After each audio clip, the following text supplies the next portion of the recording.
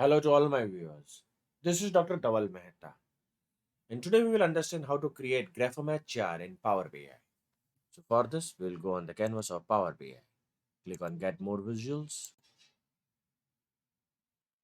Click on the distribution. Now click on the Graphomate charts.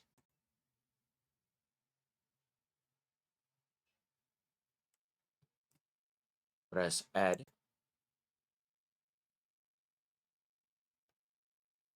By pressing this Add, the app will appear in the visualization interface. Click on it. It requires a category, so pick up the subcategory and drop it. Small multiples are region, and in measures, pick up the profit. Activate the focus mode, and your Graphomate chart is ready.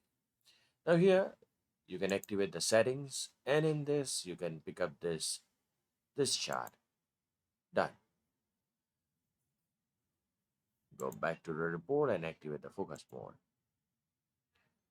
So you can see here the Graphomate chart is ready. So these are all loss-making businesses in West Zone. That is machines, bookcases. These are loss-making businesses in East. So supplies, bookcases, and tables.